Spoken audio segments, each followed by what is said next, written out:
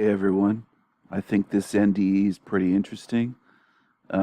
She's a doctor, and it has some pretty cool details. I saw this pop up.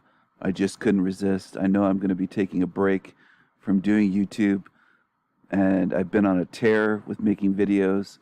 I don't know whether I'm just a complete fucking madman or I'm addicted or OCD or what it is, but I just keep making one after another, so maybe this will be the last one. The previous one got all fucked up due to technical issues, and it pissed me off, and I'm not happy with it. So anyway, let's go into this and let's roll. My name's Dr. Linda Kramer. Thank you so much for wanting to hear my NDE story. It starts on the May 6th of 2001. I was living in America and I awoke at 2 o'clock in the morning. I went to the toilet where I actually just thought I was going to sleep. I didn't just go to sleep because instantly I was floating in the living room looking down, and I watched as my ex-husband, and now ex-husband, husband at the time, he came running through in front of me and he opened the door and 2 paramedics came in. They went with him across the room and into where my body was in the toilet. As we progressed, because I had no physical time here where I was floating in the living room, I observed the sheriff come in, people from the fire department came in. There was multiple people in the living room all talking. I was witnessing this whole thing floating above them. As I looked down, Going to jump in here and break it up for a second.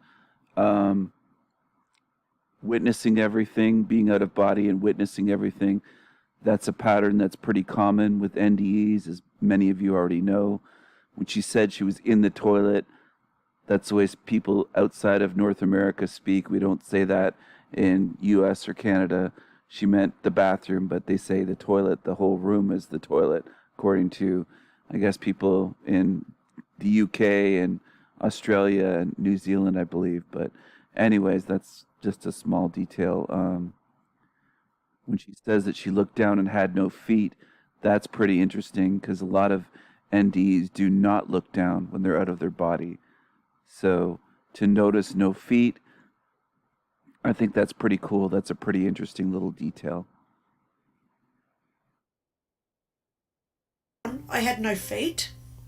And the other thing that I noticed at this point was that I was not breathing, and it was very calm. I had no recollection at all of being upset or worried about unpaid bills, who's going to look after the animals, that sort of thing. So in my medical files, because I have it. Jumping in for 1 second, wouldn't that be fucking awesome? No bills, not having to worry, having all these worries and all that kind of stuff. I mean, there are a lot of upsides to, quote, death, if you see what I'm saying. And not breathing, that's a good one. No feet, not breathing. So why any clothes or robes? Because obviously we're not in physical bodies once we're out of our body and we're a spirit. So when you go to this, quote, heaven, why do they have robes on? What's even holding those robes up? It's not a physical body to hold on to fabric, to hang them on.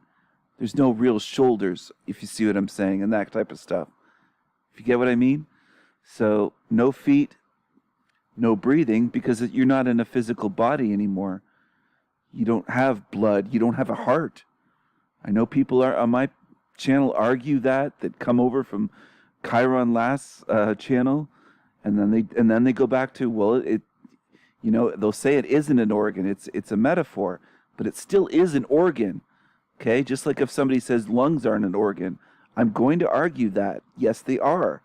Okay, we don't have physical bodies once we, quote, die. We're out of body. So when you say to see with your heart, what the fuck happens to your heart when you die? You could say I'm being too literal. You can accuse me of whatever, but your heart's going to be left with your body, which they always say is like an old coat or an old pair of jeans if you've been mowing the lawn, all this stuff. It's like discarded on the floor. That's where your heart's going to be. You can get upset, you can do whatever you want, But that's where your heart is going to be when your spirit leaves your body. That's where mine's going to be. It's not me attacking you saying that's where yours is going to be. That's where mine's going to be too. I am more than my heart. Okay? You're in a cult over there at Chiron Last. And the way you behave on my channel, defending them, shows that you're in a cult and you're indoctrinated. Because your heart's going to be on the floor. Okay? It's going to be on the ground. Just like the rest of your body. Your hands, your feet, your brain, everything.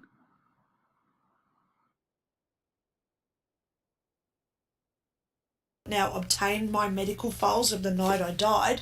I've blacked out all my personal information.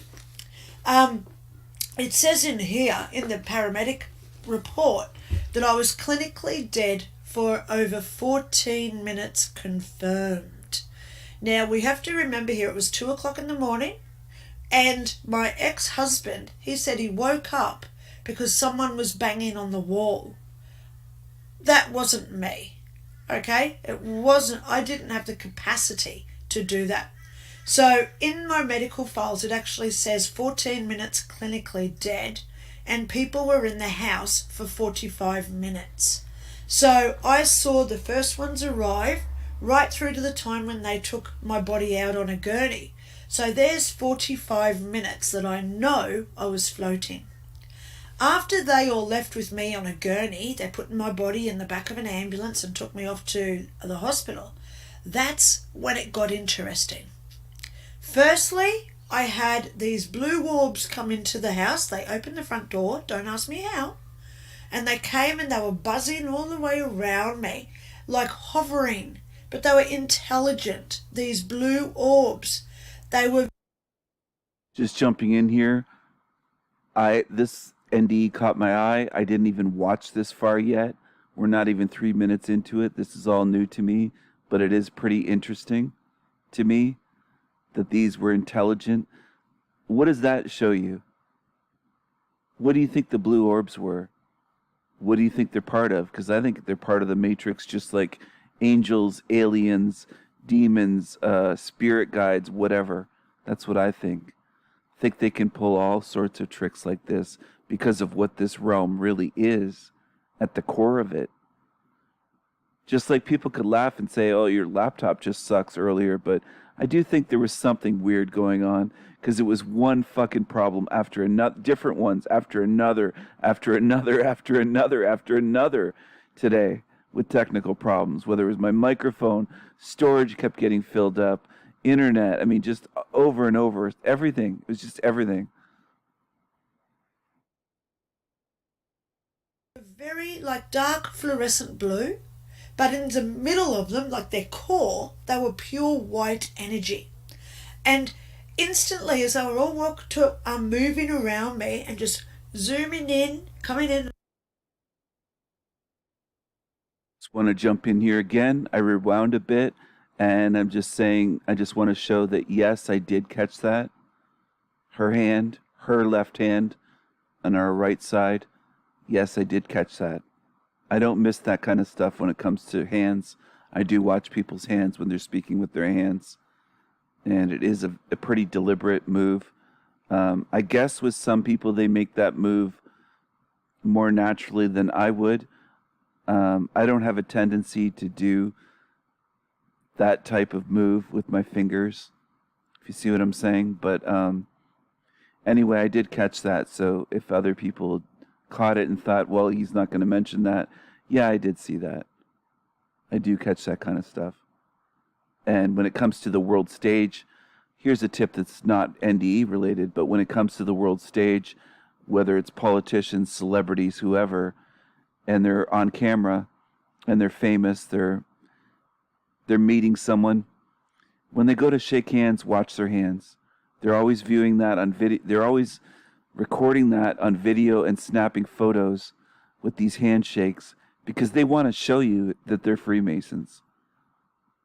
That's why you'll always see them right at the moment when they're shaking hands. They always make a point of having photographers catch that moment and put it out in public in the media.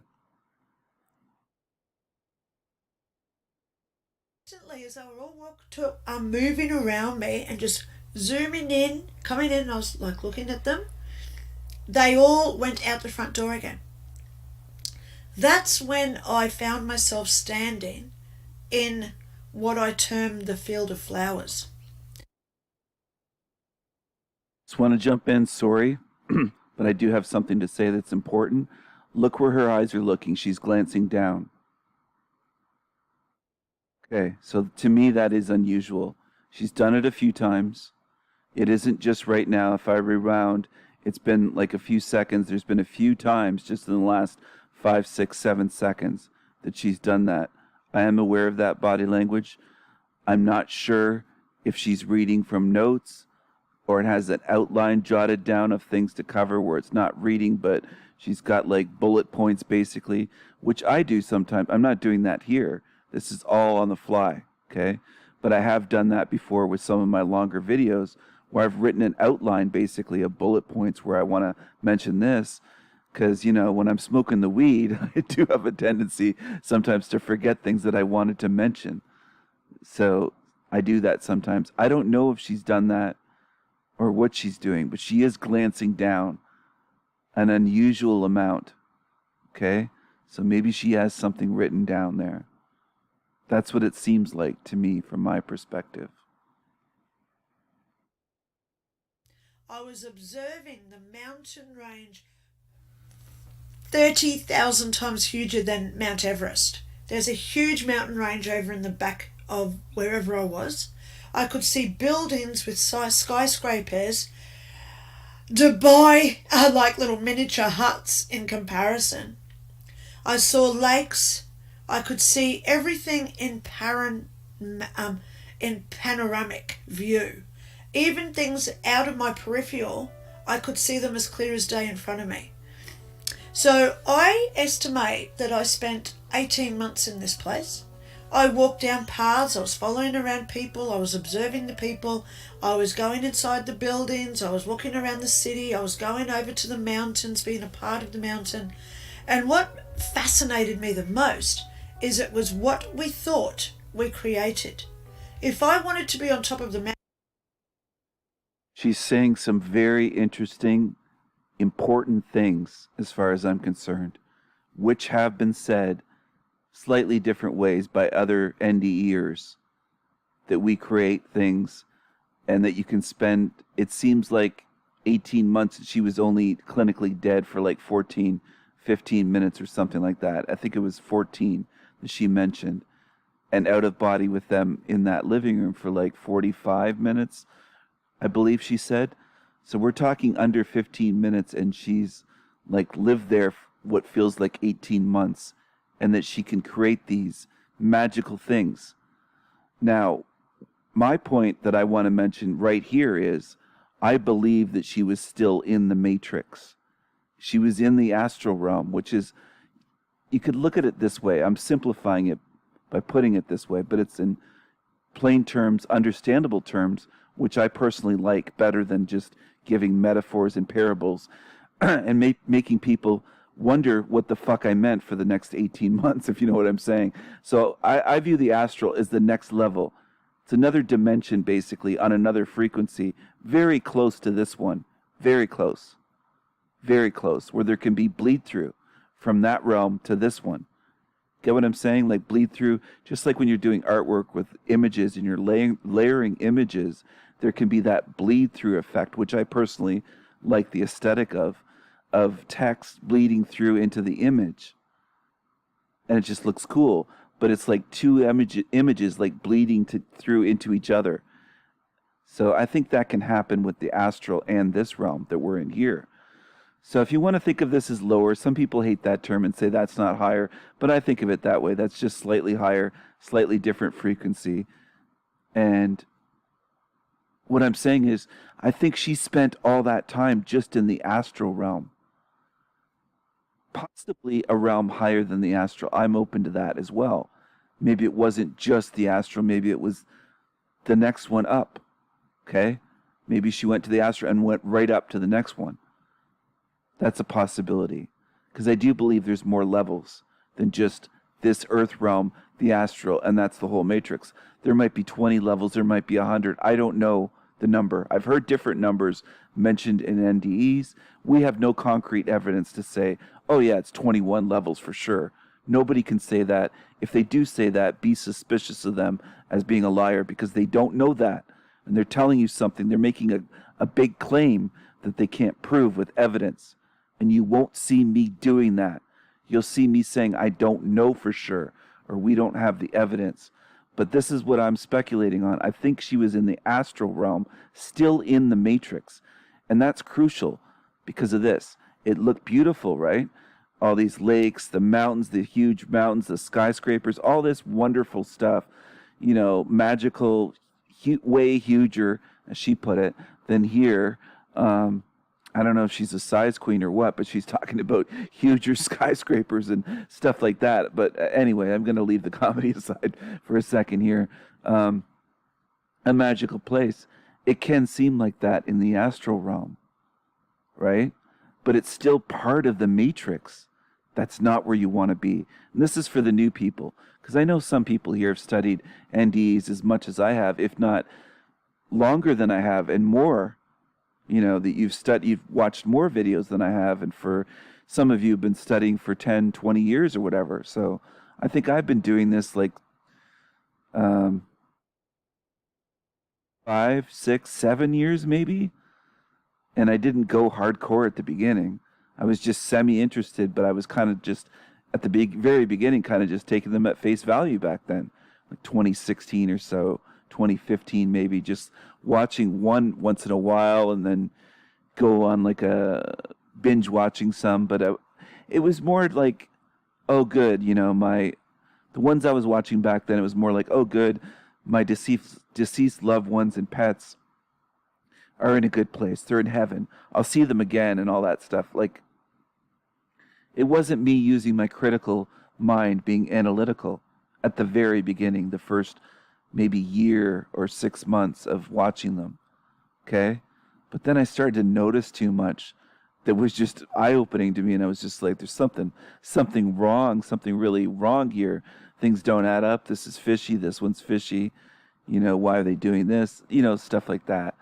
But anyway, I think what she did was live the 18 months in the astral realm, still inside the matrix. And when I say inside the matrix, I look at it like a prison system. Okay? She's still in a fake place. It might have felt good to her living there for what felt like 18 months, and it wasn't 18 months Earth time, right? It was like 14 minutes our time. So, quote, time is different there, of course. So why would they ever need to rush anyone there? Get what I'm saying? But anyway, she was still in the matrix, and that's why she's back here, because she never escaped from this whole fucking matrix. She was still within it. And that's something to be very cognizant of when you leave your body one day, to make sure that you exit the entire fucking matrix. Okay? For freedom.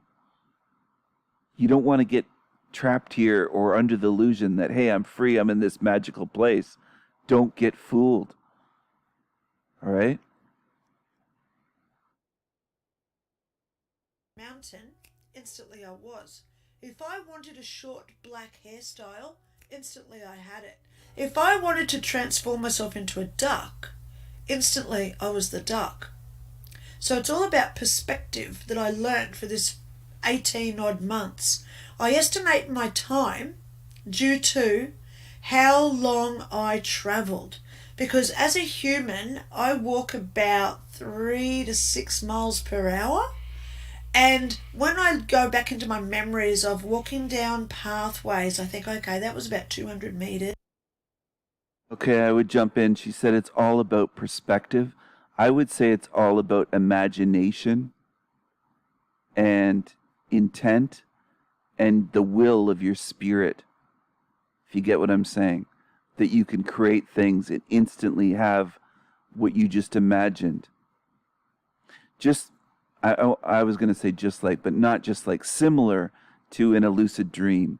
I want to be precise here and accurate as much as I can be. I would say it's similar to a lucid dream, where you're in the dream and you want to fly. So you think about flying and you do it. You do what you imagine, what your intention is, and you can fly. And you don't have to think too hard about it. You just like think about it and do it. Get what I'm saying? So I think that's kind of what she's saying, but I don't know why she said perspective, because that doesn't, I don't know. When as an artist, I think of perspective entirely differently when it comes to like drawing or painting a landscape or something with distance, and you need perspective and all that stuff. If you get what I mean. But with vision, anyway, I'm going off on a tangent here. So it's been interesting so far. I might have to skip ahead at some point. I don't think I'm just going to go straight all the way through and cover every minute of this. Then I go up that mountain, that's 3 miles. Then I go over there, wow, that's 200 miles away I walked. So I can sort of estimate it into what we would call time. For where I was, time did not exist. So I was there for about 45 minutes. 18 months. I was floating for 45 minutes. So I'm there interacting with people, talking to people, becoming them. I talk about in my book, 5 Years in Heaven, I explain how I was walking behind a lady who was like medieval. She was in the long medieval clothes. I became her, and when I turned around as her, I could see Linda walking behind me. So now I'm... Okay, I'm jumping in just for a minute here. That's very interesting. That she's becoming someone else and then viewing herself that way. And time did not exist. That's very common for many NDErs to say. But her becoming someone else isn't the same. But it's as interesting to me as there's a video on my channel that many of you have watched probably by now. Harold's near-death, or not near-death, Harold's pre-birth experience. Harold's pre-birth experience video, where he's talking about how he was like a child, almost like I think it was a child or a toddler, and a teenager and an elderly person, something like that, all at once, like 3 stages of life. So this isn't the same as that, but it's similar where, you can be more than one thing at the same time. It's like you're one, you get what I'm saying? Like, and there's some NDEs where they describe being in more than one place at the same time, multiple places at the same time. So we are beings that are very different when we're out of these bodies than when we're in these bodies. We're extremely limited in these bodies, which is also why, by the way, for people that are despairing or starting to lose hope, please don't do that. We're limited as humans in these bodies, but that doesn't mean we're not magical beings when we're out of these bodies. Trust me, it's going to be beautiful. It's going to be fucking glorious. Glorious when we're out of these bodies and out of this entire matrix. So please don't despair. And I'm serious about that. I'm not feeding you false hope or hopium. I would not do that to you. I view that as cruel. I really do. I don't believe in feeding people false hope and saying something to give them false hope. We have real hope. Real hope. I'm completely serious on that. It's not just a hunch or a belief. We really do. We have real hope. And when you start looking at it this way, from this particular perspective, look what she was able to do. And that's still within the matrix. Doesn't it sound amazing compared to our dark and dull and fucked up lives here of suffering and misery and pain and stress over bills and survival and fucking anxiety and depression and everything we go through here. Diseases, a lot of us have health problems we're battling and everything else. Chronic pain, I've heard people mention on my channel. I feel for you. I truly do. Whoever is suffering on my channel. I want you to know that. I truly do. I wish I could take your pain away. I wish I could just put my hands on you and heal you. I really do. I want you to know this. Please don't give up hope or just think, we have no chance out or this or that. Get those dark thoughts and start despairing and get depressed. Please don't fall prey to that. We have real hope. Real hope.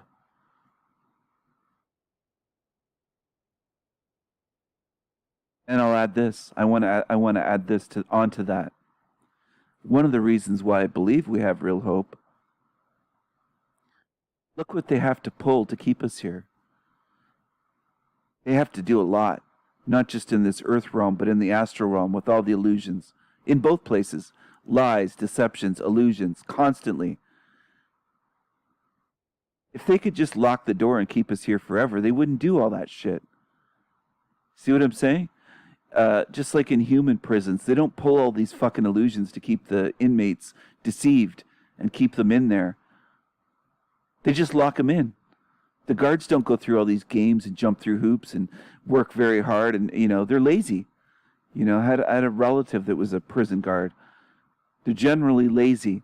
They're generally fucked up and sadistic people that enjoy, they'll play it off like, oh, they're inmates, they don't deserve anything. But a lot of them are sadistic people. They work in those places. And they get worse by having those types of jobs. But anyway, that's not the point. The point is, if this was just a prison and there was no escape, they wouldn't do all this shit. They just wouldn't do it. They wouldn't have to. So it would be unnecessary and illogical for them to go through all this. Constant lies, constant deceptions, constantly trying to get us to look this way, look that way, distract us, deceive us, use illusions on us, lie to us, try to indoctrinate us, brainwash. We've been under attack since before we were fucking born here. Right? That does piss me off. But it also shows me something. That they're not as powerful as people believe. They have to pull all this Wizard of Oz shit. They're the little old man behind the curtain, pulling the levers. They're the Wizard of Oz. Once that curtain's pulled back, they're scared. Because they see us coming after them. And we're going to be like warriors. Get what I'm saying? So please don't lose hope. And I'm telling you right now, I'm dead serious. If I have to fight them, I don't believe that I will have to do this long. But if I had to fight them for eternity, I'll never stop. See what I'm saying? I have that much fire that I'll never fucking stop fighting them. I'll never stop fighting for freedom. I'll never stop fighting to free other people. I'll never stop fighting until this place is ended. This whole matrix. It does not deserve to exist. Should not exist. This whole place is wrong. And I'm not going to rest until it's done. I don't care what they do to me. I don't care what they threaten me with. I'll never stop fighting them. And I think they're starting to realize that. I think they might be a little bit slow, these entities, but they're starting to realize that, yeah, we got a real fucking troublemaker on our hands here. He's never going to give in. No matter what we do, he's never going to give in.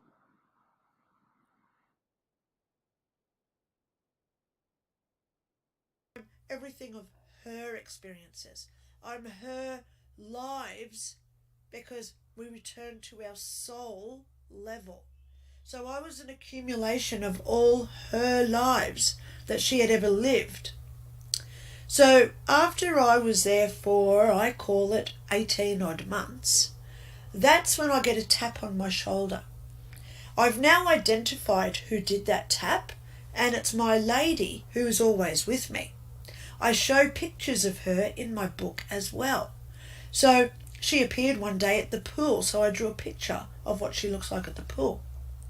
So she says it's time to leave. That's when I find myself standing outside of this huge cathedral. I walk inside and there are pews down the sides that are unfathomable. We do not have trees the size to make the wooden carvings of these chairs. At the forefront of this area I call a church was 3 energetic beings. They did not talk to me, but they were energetic beings. 3. As you know, I'm Dr. Linda Kramer. I've done a lot of research into people seeing 3 beings like Father, Son, Holy Spirit. Okay, the left hand and the right hand that they talk about in religious texts. So I have a photo of what these 3 beings were, and I created it as the front of my book. So there they are. The energy was coming up them like a waterfall of energy, but it was going up, not down. And the swirling of the energy was not left to right or counterclockwise and clockwise. It was doing all the motions at once. Instantly, one of them said to me, telepathically, to do what I had to do. I was able to pause it quickly right when she said that because I knew what was coming. Once you research enough and you've watched enough of these, you know what's coming. All right? Just see the 3 and you're like, yeah, those are the authority figures that she's going to be told by. She's going to listen to them. You have to do this. You have to leave. That's why in this life, you got to get beyond that shit. Really do. You got to work on that here. You got to work on saying no, fuck you, to all that type of shit. Nobody rules over you. Nobody's a higher being than you, higher spiritually, an authority over you. Nobody. I know how that sounds to some. Trust me. I know there's indoctrinated religious people and cults that are on my channel that hear that and think you're Satan, you're the devil, telling people that nobody's above you. I'm telling that to anyone who's listening to my voice. I'm telling you, I'm not higher than you. I might have some more knowledge in certain areas than some people that are new here. There's people on my channel that could have more knowledge in certain areas than I have. My ego is fine with that. I'm easily can admit to that. You know, I could walk into a room with somebody playing music and they're awesome. They're an awesome musician. It doesn't hurt my ego. It doesn't make me jealous. It doesn't make me envious. I just appreciate it. It's just like, wow, that's awesome, man. You know, that's how I am. So try to get cool with that stuff. With no jealousy, no envy, but no authorities. Nobody above you and don't treat others like they're beneath you. If you see what I'm saying. It's okay to have the human emotions. Get angry, get upset, that kind of stuff. That's fine too. Somebody pisses you off, somebody treats you like shit. That's understandable. I'm not saying you're going to be on this level all the time and no ups, no downs, no highs, no lows, if you get what I'm saying. I don't expect that. But it's very important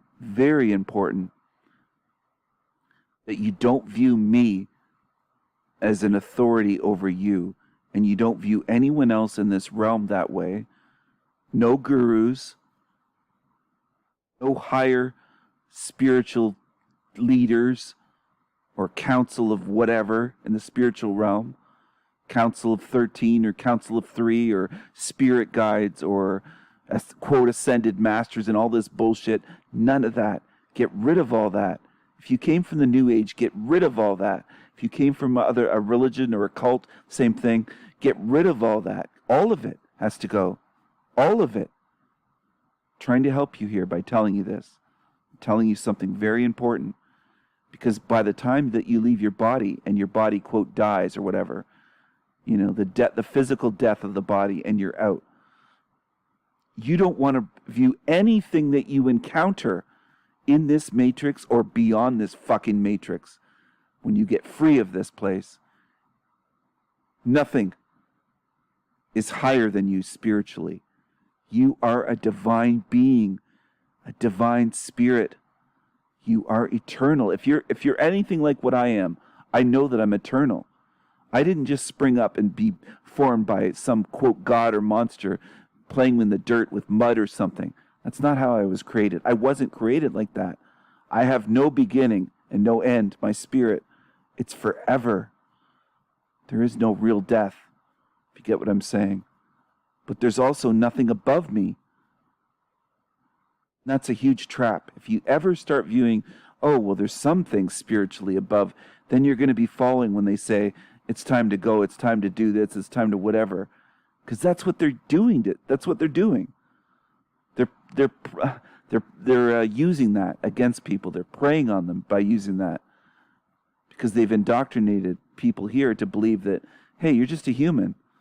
You know, we're higher up. We're the spiritual teachers. We're the spirit guides. We're the whatever. We're the ascended masters. We're going to tell you what you need to do. I don't want anyone on my channel that's listening to this to ever fall for that, ever. They're all deceivers. If you run into something like that, it's a deceiver. Period. End of story. And how do I know that? Because a good spirit would not do that. When I'm out of this fucking matrix, and if I encounter another spirit, another being, whatever, that isn't one of these evil entities, and I'll be able to tell with my intuition, I'm sure. And I'm not going to fall into any traps ever again like this. But let's say I run into something. I'm not going to view it as above me, and I'm not going to pretend to them that, hey, I'm higher than you. I've done this, or I've been to Earth, or whatever. I went through torture a lifetime. I'm not going to say that, hey, I'm higher than you spiritually. You know what I'm saying? I think that's the way that we have to be. And I think that's a lesson that's in these NDEs. I'm trying to do more than just view these NDEs and give like little surface comments, if you see what I'm saying, on what on the information they're relaying. I'm trying to go a bit deeper spiritually into this stuff. And I do believe it's important. And I do believe that one day that might be very helpful to you, where you're just like, fuck you. Nothing's above me.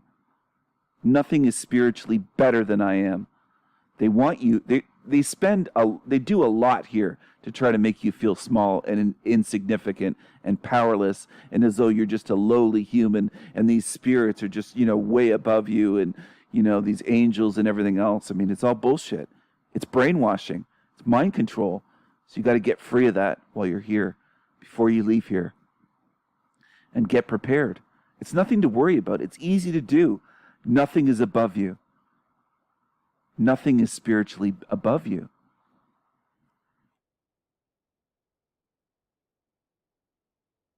I knew what I had to do. In this box in front of me, I had to open the box, and in this box were all my memories, actions that I had done during my life. And they were contained in little bubbles with like a video screen. So the one that I talk about a lot of these memories in my book, but the one that I drew a picture of is the day when I was a baby and I was playing with my grandmother's white cat. So here's a picture from my book where I've got this orb of energy in my... I'm going to pause it right here just for a minute. This part's very interesting. The whole orb thing and the energy and all that type of stuff, and the box with memories. But the reason I wanted to jump in here was, you don't hear this. This is unique to her NDE experience. Most don't go through this that I've seen. So, for the people that think there's just one heaven, why is it so different for her? Why is it different for other ones? Why is it different from friends that have told me their near-death experiences, where they didn't go through a life review, it was totally, they went through a life review, but they didn't see the white light tunnel. I mean, there are some commonalities with NDEs, but there's a lot of differences. If you really start looking and start analyzing this stuff, this box with their memories, does that pop up in hundreds or thousands of NDEs? No, it doesn't. So what does that tell you? That heaven's not the same for all of us. It's not one heaven for all, like we're taught here. It's an obvious lie. It's not heaven to begin with. It's the astral realm, okay? It's a deception. I'm aware of that. It's a false heaven.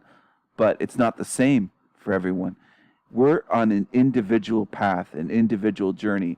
And I want to mention this because it's important. And I'm not just saying it's important, okay? It sounds that way, but the way that I phrased that, sorry. But people ask me how to get out of here as though there's just one exit door, like an exit door in an apartment building or some building or a hospital where there's it's lit up red sign, exit. That's the way people are treating it, okay? I don't think it is that way. And it's not me being an asshole saying, oh, I'm just not going to tell you my way out or whatever. I think it's individual. I think it's individualized to the point where my way out, my path out of here might not be the same or identical as yours or his or hers or his or hers or, Joe or Jane. You know what I'm saying? Or Linda. If I went to the astral, I'm not going to do this, but if I went to the astral and stayed there for 18 months or however long, 5 years, I think at one point she's saying, but in one place she was 18 months. If I was there and I did what she did, I don't think my experience of what I would see with the mountains, the cathedral, the skyscrapers, all these different things, the box full of memories, I don't think that would all pop up for me. I suspect it would be different. And that's also partially what leads me to believe that we're not going to some realm, some physical place, that it's AI illusions. It's more like a holodeck with an AI creating this shit. So that's why it's different for her than it would be for me or for you right now, that's the listener that's hearing this. Get what I'm saying? We could all be in the astral for 18 months and experience completely different things where we're really not in the same realm, if you get what I mean. We're experiencing illusions. That's the way that I believe that it works. So if you watch Star Trek, you don't have to be a fan of sci-fi. I realize there's guys here, there's women here, all ages, and not everyone's going to be like, oh yeah, I love that Star Trek The Next Generation show. You're not all going to be fans of it. I realize that. But you could watch it just for the purpose of studying, where you're not really into the show itself, if you get what I mean, but you're like, hey, I could glean something from watching this. I could get some clues. I could get some tools that might help me one day to get the fuck out of this place, which seems to be the goal of quite a few people here. Get what I mean? So there are episodes where they use the holodeck as illusions to fool people. They used it on this one, quote, planet, this world. I know that, the whole planet thing is bullshit. They used it on these people that had to get off this world, so they created this illusion in the holodeck with tunnels of them walking huge distances where it seemed like they were walking far, but they were all within the holodeck, going around bends and corners and all within the holodeck. And it was all illusions.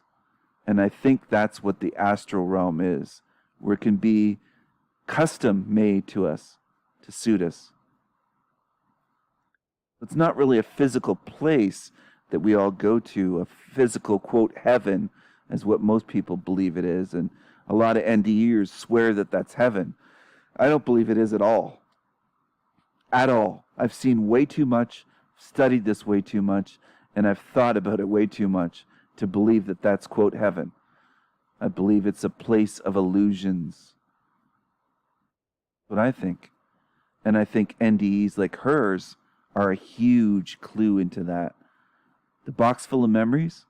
I've heard something similar a few times with NDEs, but I've watched around 500 or so. Okay, let's put it that way.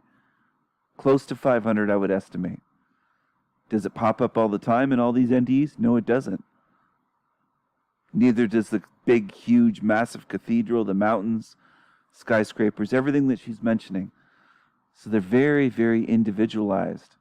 That's important. My NDE, whatever I've seen, and hers and someone else's can be completely different, or almost completely different. Have some commonalities, like, oh, there was no time, stuff like that. Okay, they can have that in common. Anyways, I could talk about that forever. People, I could just talk about that forever.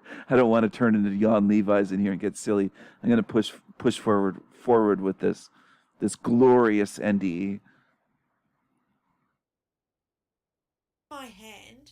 with a little video screen of me playing with this cat when I was a child. I pulled its tail. So we go into the perspective during our life review, because that's what this process was about, my life review. We have to become, I had to look at the whole occurrence as a holistic scene. Then I became me, and I was back to being like a 6 months old baby, because I'm looking down, I can see my nappy that I'm wearing, or diaper. Then I had to go through all the mental processes of what this 5-month-old baby was thinking. And then I become the cat, looking back at this human who pulls its tail. So I had to judge myself why I pulled the cat's tail to hurt it that day. That was just one memory. And that one memory, in all honesty, went for anywhere between 30 minutes to an hour, because we have to heal the intention of why I did it. So then as I healed that memory, the little orb in my hand, it disappeared. It no longer was relevant. I just want to jump in here. Other NDEers have had life reviews without a chest or a box full of memories. They've had huge movie screens put up, stuff like that. There's all different types of ways that they do this, but the whole life review concept is bullshit. And plus, her being the cat or seeing things from the cat perspective leads me to believe that this is a matrix, because how else are they going to pull that off and show you that way, if you get what I'm saying? Other than, oh, it's magic or supernatural. Yeah, you could say that. Other NDEs even talk about being in a control room with computer screens and alien-type beings, all right, watching us on screens, which is creepy, obviously. So yeah, I'm trying to remember what else I was going to mention there, but I think that's the important part. I was going to say, I know what I was going to say. So pulling the cat's tail, in the grand scheme of things, it's not a good thing to do. I don't encourage that. It's wrong. You don't let children pull the tails of animals and all that stuff. I shouldn't even have to say that. It's obvious. It's common sense, But you got to admit to this. There's way worse things, and I don't hear those discussed during NDEs, like, oh, I endured tremendous, atrocious child abuse. I don't hear NDEers saying, hey, I was abused and I saw all this and saw things from the perspective of my abuser, whether it's physical, mental, sexual abuse, all of that.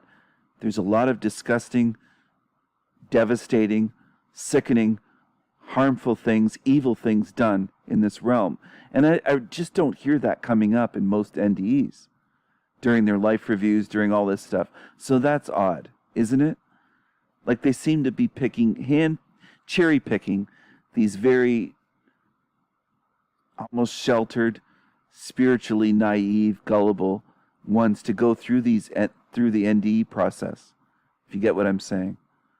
They're not picking these hardcore people that have endured hell on earth. Anyways, that's what I notice. I don't hear them talking too much about the real serious evil here on earth. Most NDEers never mention what's on earth and what's ruling this realm, and that evil rules this place, and that, children suffer horribly here, Sort of like YouTubers. YouTube quote truthers don't tend to focus on the real suffering here. They don't mention it. My channel does, but most of them, good luck in finding it, because they really don't. And that's key to understanding what this place is. It's not that we're sick. It's not that we're disturbed. It's not that we like suffering. But suffering exposes this place. It exposes the lie. It pulls back the fucking facade. It shows you what's real. Shows you what this place is, if you get what I'm saying. Like the curtain being drawn back and we're backstage and we see the whole thing. They can't hide it anymore. It's been exposed. It no longer existed in the karmic balance of my energy.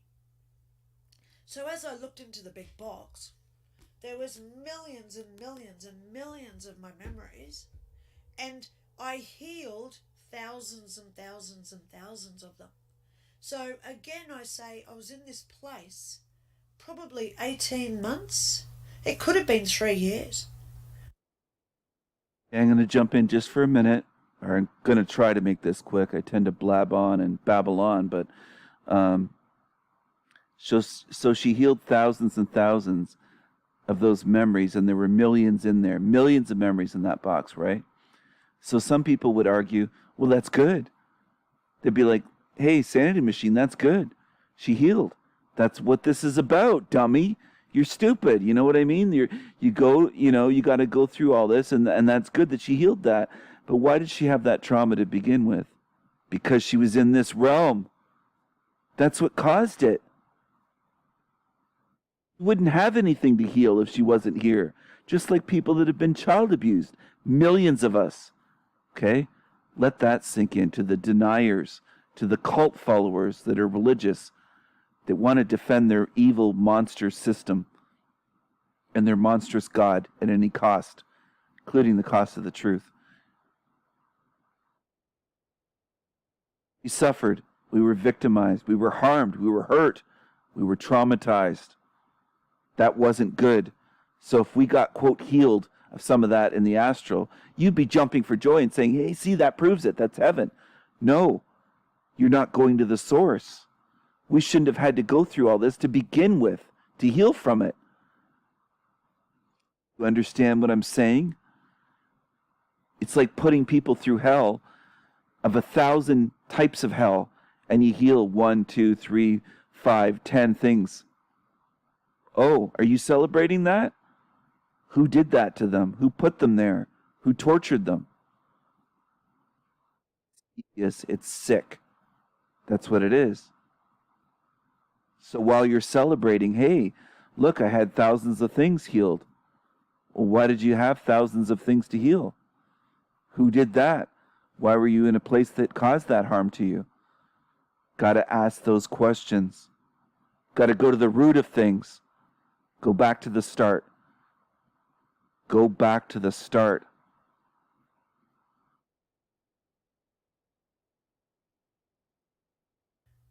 Don't know because there's no time there. But every time I healed a memory, the memory simply was dispersed back into energetic realignment. And then, now that I'm here in 2023, I should say, what has now occurred is when I think back on some of these memories, I don't remember them in the life of Linda back in like 1992. I actually have lost that memory, but I remember it now because it was processed in my life review. Interesting. So then I feel this tap on my shoulder again, and it's this lady again, and she says, now it's time to go again. See what I'm saying about authorities and authority figures? Tap on the shoulder like it's time to go again. Where's her free will? Did she exercise any free will during this? Nope. So, I hate to have to do this, but the shills will say, well, she just consented. She just consented. And I can't really disagree in this case because she really did go along with it.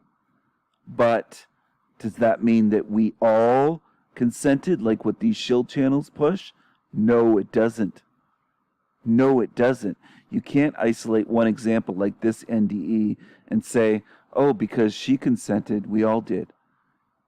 You can't extrapolate onto all from one person. Not honest. That's not evidence. That's not the way it works. So, please don't go by those shill channels. They're leading you astray. And they're making money by doing it.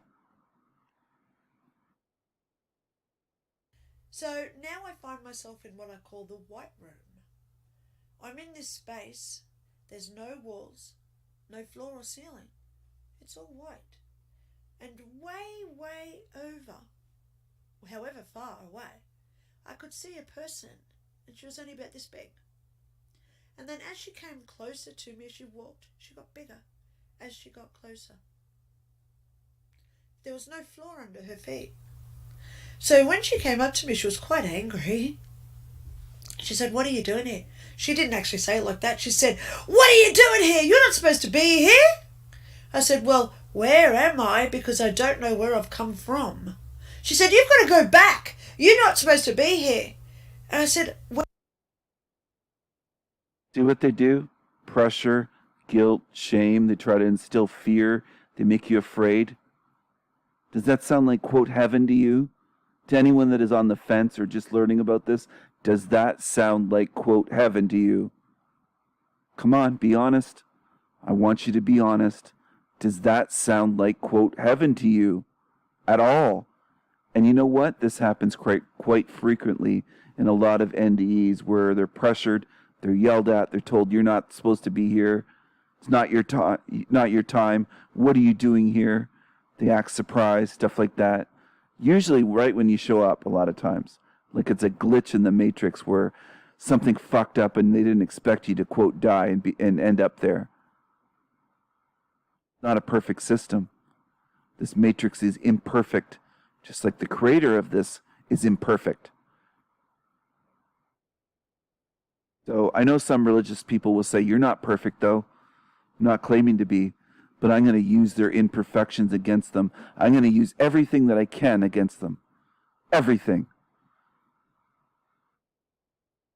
Fearful religious people, you're going to get down on your knees and you're going to open your mouth in front of these demons that you call gods, and you're going to worship it. Like fearful cowards. So how dare you even come on my channel and criticize me during these videos and not watch them and start thinking. Start using your mind. You're being given a tremendous opportunity here to see truth that you're not going to just run across anywhere on YouTube. It's not like there's millions of channels like this on YouTube. Why don't you use the opportunity? Why don't you do yourself a favor? Start thinking. Start listening more. Open your mind. Completely mind controlled, some of you that come here. You're brand new and your first comments here are just disgraceful. It's like you're not even, I don't know what to call you, just like creatures is what you act like. You act like creatures. Where do I go back to? Because I don't know how I got here. How do I go back? So then she went, "Oh," like this. And she said, "My name's Karina. I am your great, great, great, great grandmother." 4 greats. So she went into great detail about her life in the early 1800s. She went into great detail about just choosing a specific tree that they would chop down just to make an axe, to cut down further trees, to make a house. She told me about her husband. Sounds like confusion tactics. The whole cut down a tree just to make an axe, to cut down other trees to make a house, and how everything had a meaning. The whole great, great, great, great grandmother. Okay. Basically, hey, I'm wise, I'm an elder, I'm older than you. Do I believe that it was actually her great, great, great, great grandmother waiting for her in the astral realm? No, I don't. And when your deceased loved ones, whether they're ones you never met and claiming, to be relatives, or ones that look like ones that just passed away in your lifetime, why the fuck would they be yelling at you saying it's not your time to be there? Why would they be trying to kick you out of, quote, heaven? Does that make sense to you? Because if it makes sense to you, you're fucked up. I'm going to put it plainly. I told you at the beginning of this. I'm going to be honest. You have issues. You're under really heavy mind control, if that makes sense to you. And I'm not kidding. Not kidding at all. Because somebody that loves you would not send you back here to suffer and try to yell at you saying it's not your time. Somebody that loves you, if you were through a harrowing experience, let's say, and I knew you and loved you, and you weren't even a blood relative, you were just a friend in person that I've known personally, intimately, not just over the internet, but intimately. And I knew that you'd been through some shit, wherever we were. And I was in a beautiful place. And you showed up out of nowhere, and I was surprised that you came there. I would welcome you and be overjoyed that you were there, that you were out of hell and out of whatever troubles, whatever struggles you were going through, and in this beautiful paradise-type place.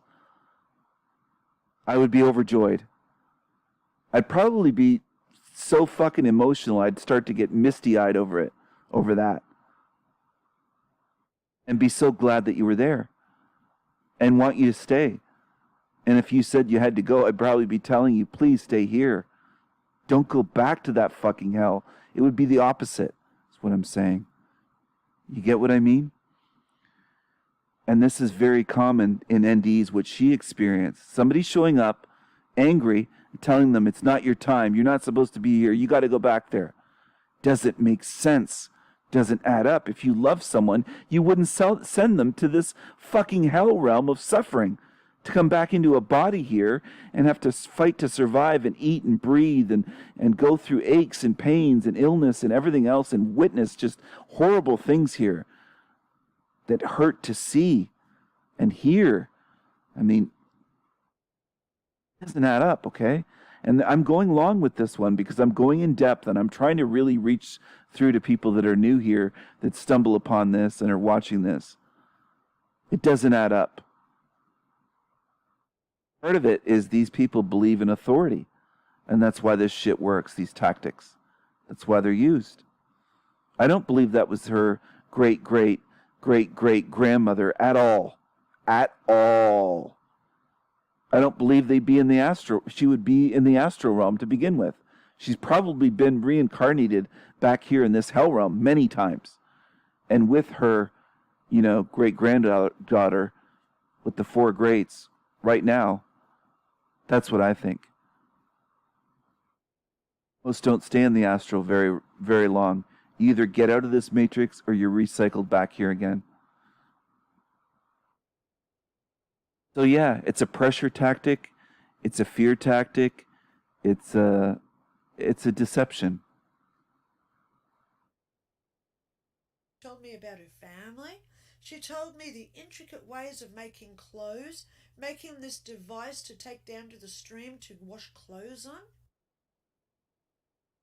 Okay, I didn't know this stuff was coming up. I'm going to try to find something a little more relevant. I'm going to skip ahead because this is going really long and we're only like 13 minutes into this. I didn't expect to go this long or go this deep into it, but I could even go deeper than this. And this isn't boasting, but I could analyze an NDE like this for the first 13 minutes and probably speak for 3, 4, 5 hours, just going over all kinds of details and every little thing. I'm not going to do that, but anyway, going to skip forward. Okay, so once she's back here, she has to relearn everything, how to live as a human, even how to eat food and all this stuff. How often do I have to blink? How often do I have to go to sleep? You want me to put that into my mouth and chew it and then swallow it? Food? What is that? So I had to relearn everything. So one thing that was very apparent when I woke up, trees were talking to me, furniture talks to me, cars talk to me, jewelry talks to me. All right, that's starting to get a little bit strange. I'm going to skip forward a bit and see upon. On the internet, back in 2001, the internet wasn't that good. But I started researching, I didn't know what it was called. I think I was actually thinking it was called Going to Heaven.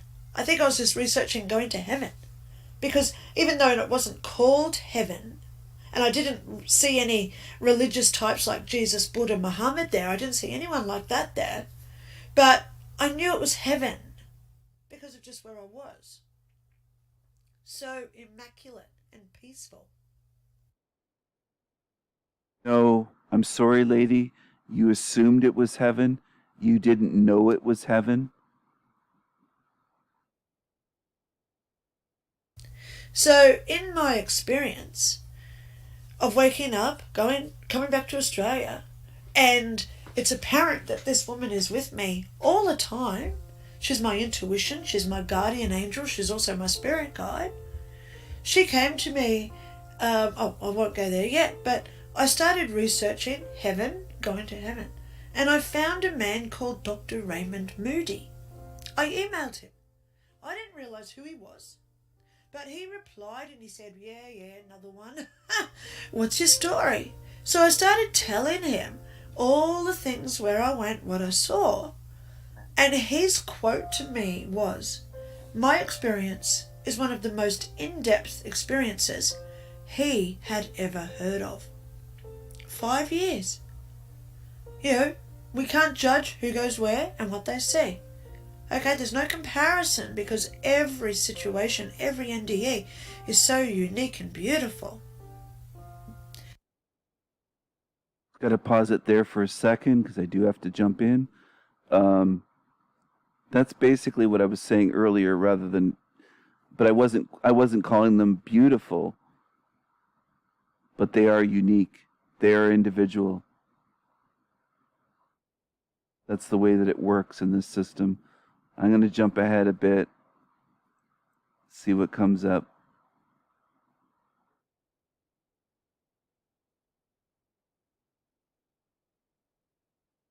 Picture of the flowers. Energy was coming out of the ends of the flowers, the petals. It was so cool. Here's me at my life review where I'm talking to these 3 energetic beings. And I've got one here of the blue orbs as they're hovering around my head.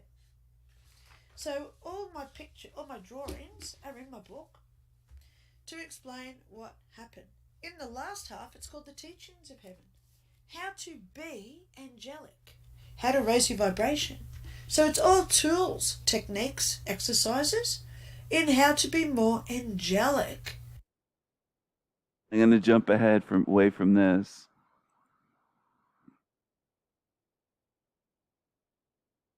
Looking up at this huge shoe coming down on my body, and I feel what it's like to be squished. And it's 1,000-fold. So a lot of my life review was spent crying for good and bad reasons. But the tears just simply vanished. There was no water when I healed the memories. So what have I done now in the last 20 odd years? One, I had to fathom the depths of my own experience first. I had to come to terms with where I went and what I learned. So then I was a benefit to others to teach them. Just want to jump in. I'm going to end this pretty soon. This has gone really long. Would most people tolerate, not just us who are aware of this stuff and study NDEs, but the average person out there, would they tolerate a, quote, life review done in a courtroom, let's say, in this realm? Or would that be cruel and unusual punishment and sadistic, an invasion of their privacy and their innermost thoughts and moments, private, intimate moments, their worst moments, their most fearful moments, their saddest moments, their most angry moments, whatever. See what I'm saying? People just accept it. Well, it's a life review. They can do anything in, quote, heaven. But what would it be viewed as here? Cruel and unusual punishment, sadistic invasion of their privacy. It's brutal, is what it is. And a lot of religious people won't call it that. They don't want to see it that way. But just look at it the way that I just described.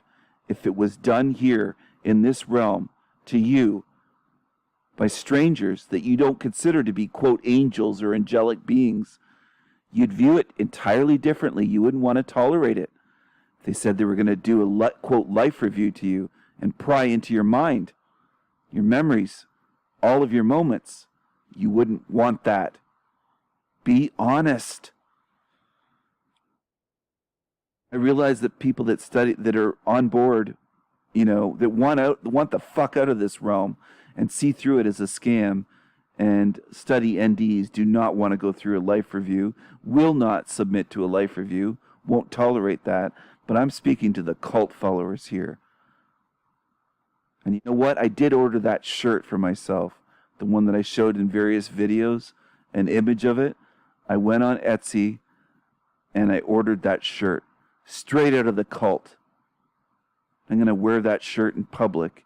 And if anybody asks me what it's about, they're going to get an honest answer. They're not just going to get told it's a shirt. I'm going to go into the whole soul trap thing with them. And I'll stand there if they are willing to and show any interest. Fuck, I'll stand there and talk to them for 20 minutes or whatever. An hour maybe. Who knows? I'm not going to put a time limit on it, but I will. I'll try to wake them up. I'll try to pry their eyes open. If they show the least bit of curiosity, and what does that mean?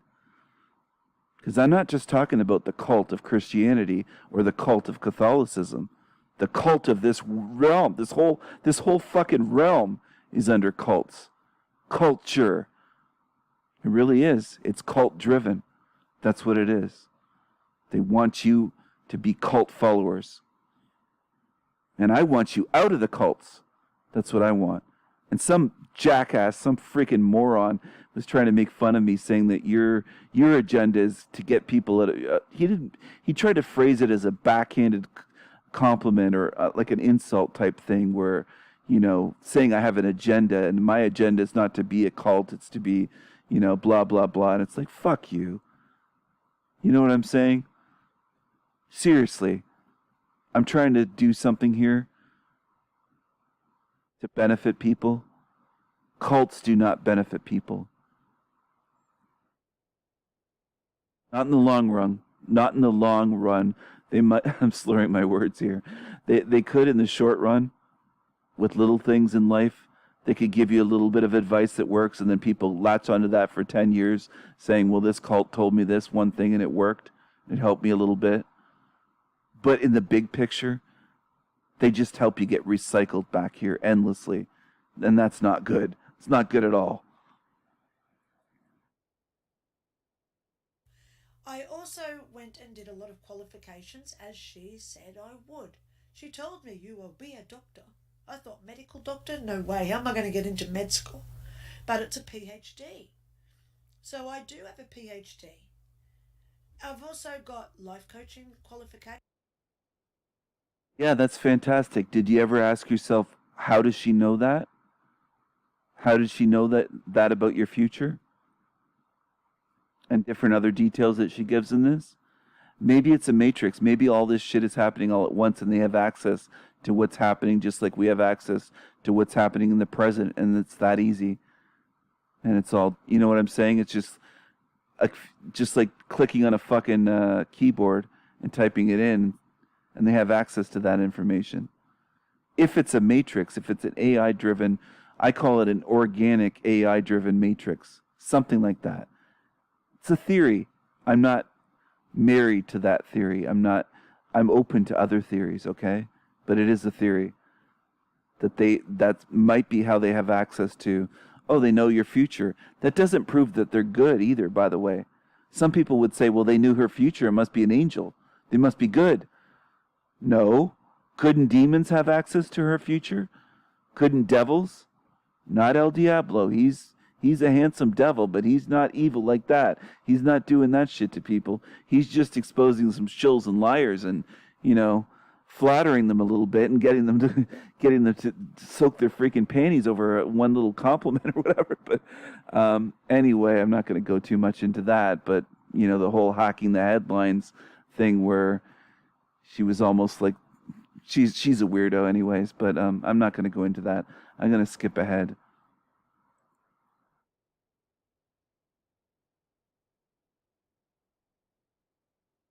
And yeah, I'm pretty sure my NDE analysis is quite different than these shill channels. You probably have never heard so many F-bombs and somebody just be plain spoken and say what they actually think. Do say, can you please tell me what my spirit guide is? So here's some drawings that are in my book coming out soon. I've had a pterodactyl in my backyard. 80-foot pterodactyl turned up one day. I've had monks turn up. Northern European old ladies from medieval time turn up. I had a hippie girl once. Oh my God, you should have seen her. She was here in my office. She was talking to me like a 1960s hippie. You know, like she just got back from Woodstock. That's how she was talking to me right here in my office. Oh my God, but then I get animals come through. You know what? The Matrix is playing with her, just throwing everything at her, just saying, this lady will believe anything. Any agents we throw at her, from a hippie to a terrorist, it's just everything but the kitchen sink. They're just throwing at her, saying, whatever, we can send anything there and she'll buy it. Anything. They're just all spirit guides to her. If you're watching this lady, please start thinking critically about this shit. It's one thing to study and get a PhD and write your thesis. I'm not sure what your thesis was. I've had people speak with me that are, quote, highly educated with a formal education, that have PhDs. They were smart enough to be able to spot, this guy's intelligent. I didn't need to go to university. I didn't want to. I wouldn't want to sit there and do that. I want to learn about what interests me, what I want to learn about. But you know what? You might have a PhD, but you're so gullible. And this isn't an insult. This is just an observation. You're so gullible that if you really don't pull yourself out of that, you might be here forever. I hope not. I hope you wake up. I hope you watch this video. I hope either I contact you or someone else does. I hope somebody gets in contact with you and says, please watch this, so that you have some critical thinking applied to your NDE, some analysis, and look at it with a critical mind. I can look at your NDE with a critical mind, but I think you could too if you applied yourself. I really do, and I'm not being condescending. I think you could get rid of you could keep the drawings, but you could look back at them saying, wow, they really sent shit to me to deceive me, with the intention of deceiving me, from monks to a hippie girl to a pterodactyl to whatever the case may be. They were playing with you the way that some animals play with their food, play with their prey. No, that doesn't sound nice, but I think that's what was happening. And I think they were using you to experiment, pushing things. Let's see how far we can go with this one. Let's see what she'll believe. Let's see how much she'll take before she actually realizes, hey, this has gone too far. This is too much. They're fucking with me. This is a mind fuck. You haven't done it yet. Not being harsh with you, but you haven't done that yet. And I want you to, because I want you to break free from the mind control. It's sad. It's not easy watching people under this form of mind control. And you're mind controlled, because you're buying whatever they send you. Every illusion. And you just write it off, you just rack it up as that you were in heaven and these are spirit guides. They can send anything. They can send demonic creatures to you, and you'll just think it's another spirit guide under another form, in a new form. It's sad. It really is sad. I hope you break free.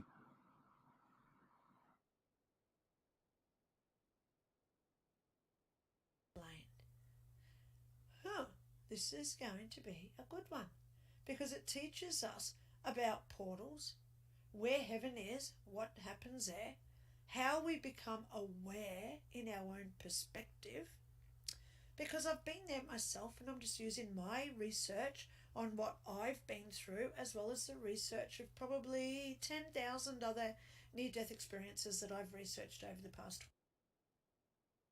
It's weird. Maybe I'll take her at face value and say that she has researched for 20 years, 10,000 NDEs, and you're still calling that, quote, heaven? If you went to heaven, what are you doing back here?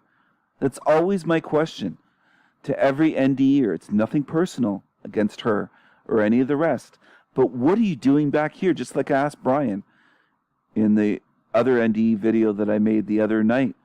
What are you doing back here, man? And I'm saying to her, what are you doing back here, lady? If you were in, quote, heaven, you said you've been there, you've been to heaven. No, you weren't in heaven. You were in another realm. You were in part of the matrix. You were in another level of the matrix, or another frequency, on another frequency, or another dimension or layer to the matrix. Let's call it that. But you were still in the matrix, and you're still in it now. You're with us. Okay? You're here with us. So are you saying that you got kicked out of, quote, heaven? I'm saying that that wasn't heaven. All right? And I'm saying it to help you, so that you break free from the fucking mind control and start seeing this and thinking for yourself. It doesn't make sense to get kicked out of heaven and sent back here. Just doesn't make any sense at all. 20 years. So I hope that you've liked my story today.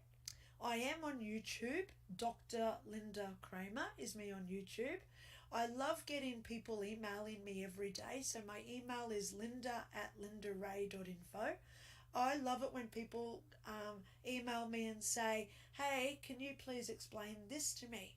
Sure, I'll do a video about it so then others learn it as well. Okay?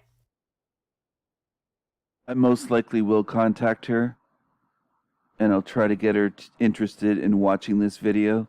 I don't know if she'll make it all the way through to this point and watch it this far.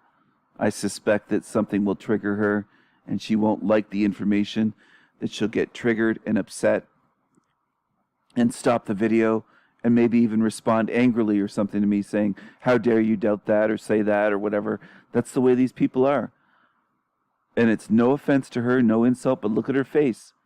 She looks like she's under mind control. Okay? Sometimes they have that look.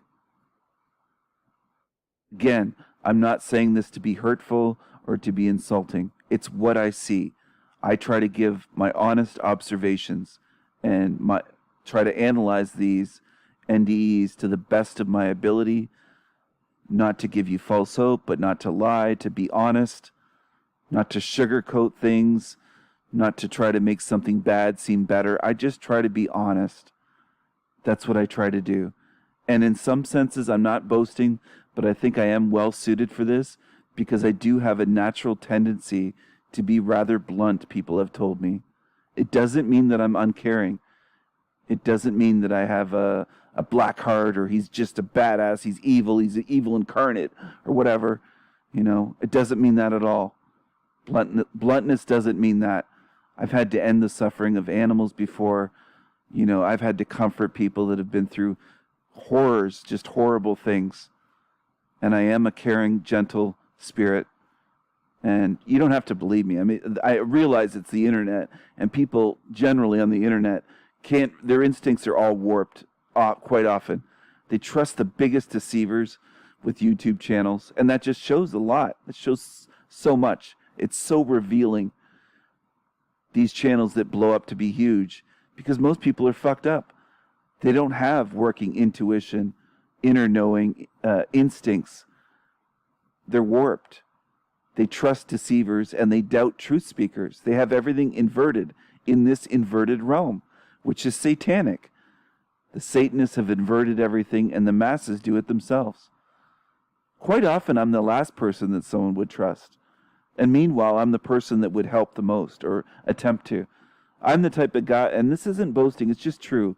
I'm the type of guy that when I was younger, I almost got in a car accident one time on a slippery, wintry road with, you know, black ice and stuff because I was trying to slow down to pull over and I had to turn around because my car did a fucking 360 with a friend. He was a passenger. Luckily, we didn't end up in the ditch or hit a telephone pole or anything. And I went back because I slid so far on this ice that this other car had slid on, and I noticed they were in the ditch. And that's why I looked and noticed they were in the ditch, and it was, you know, it was winter. It was bad road conditions, and I did the 360, but then I turned around and went back, and me and my friend, John, pushed this guy and his girlfriend, out of the ditch. Pushed the bumper, pushed them right out of the ditch. We got them right out. The only reason I'm giving that example is it just comes to mind where I will go out of my way sometimes, at least in the old days. These days, you have to be super careful about stopping to help someone because there's all these false accusations like, oh, this person stopped and they touched me, or like all this kind of stuff these days where the false accusations that people make are ruining things when it comes to good, quote, good Samaritan type behavior. All right? Men are hesitant to help, especially if it's a lone woman that's stopped. It's like, damn, should I risk my whole life to help her? Because she could make up something. You know what I'm saying? Like, we hear these stories about that happening, and it's terrible. There's guys that won't do CPR on a woman that's unconscious now for fear of, oh, they're going to end up in prison if they try to save her life. And their life's going to be destroyed after that. Things are just getting so fucked up in this realm. I don't know any other way to put it. But when that happened, this was like a long time ago in the 1990s. All right? So, early 90s. And maybe it was the late 80s. It was late 80s or early 90s, but I still remember it because it happened close to where I lived. And it was a great big hill, and they were in a pretty deep ditch. It wasn't just slid in a little bit. Like, we really had to push to get that car up and out of there, if you know what I'm saying. But I mean, we got it out. And it's an awesome feeling to help someone out that way. And they're so appreciative, saying thank you and all this stuff. And you didn't even have to stop for us. And I mean, we saw you do a 360 when you tried to tap your brakes, and you know what I mean? Like, it's just, there's something about that, about helping, where you remember a memory like that. And I remember one time a woman in a Walmart parking lot a long time ago when I was younger. My vehicle wouldn't start. I had various problems off and on with the stupid thing. It had been into the shop various times and it wasn't getting fixed properly. And the battery was getting drained and they didn't know what the fuck the electrical problem was. But anyway, I had my hood up and this nice lady came over and offered to give me a jump start in a parking lot. And we were parked pretty far away from the store. It was pretty busy, so we were far away in the parking lot. She didn't have to do that. You know what I'm saying? Come over and offer. I remember stuff like that that was many, many years ago. I'm talking about a long time ago. 12, 15 years ago. Like, it was a long time ago. And I still remember that. Stuff like that stays with us for a reason. Because it's goodness. It's either when somebody does a kind deed, helps you out, or you help them. We tend to remember stuff like that. Rather than all the other times that I drove that road or drove into that store or was shopping at that Walmart. I don't remember those times. If you see what I'm saying. I was there many dozens of times. I don't remember what happened, anything happening there. So it's just kind of interesting the way that works. And I think that works because it's involved with the spirit. It's not just involved with the memory. That's what I think. So here's the big one for today. It's my book, 5 Years in Heaven, The Teachings of Heaven. It's got all my pictures in there of when I died, 14 minutes clinically dead. I went to heaven for 5 years. It's all verified in my medical files, and I talk about my life review because that's basically what most people want to know about, our life review. So I teach now how to get through all those pains, traumas, grudges and issues, so it's all healed before we have to go there where it's tenfold. It's tenfold. That sounds scary. Well, listen, lady, what I teach is how not to go through the life review, how to see through all of these deceptions, and I'm going to be teaching ways to get out of here. And your path might not be the same as my path, just like the exit door. I don't think there's just one door out. I think there's many ways out, and it might be individualized. But that's what I teach. I teach people how to question things, how to think critically when things don't add up. And I didn't want this to go that long, and I don't want to make this religious, but Jesus Christ, I mean, I've been talking for almost an hour and a half, but, that's just a small joke for any of the Christians here. Please don't be offended. Please don't leave comments. And just, it's tedious if you watch an hour and a half long video and you're going to focus on one thing that I said. Please focus on the whole video rather than do that. That's what I would like you to do. Please. Big picture thinking, not, oh, he made one comment, he said a couple words, I'm going to write a paragraph on that or pages on that. Please don't do that. I don't want that. So I'm going to end this. Thanks for watching, everyone. I hope you enjoyed it. Good night. Bye.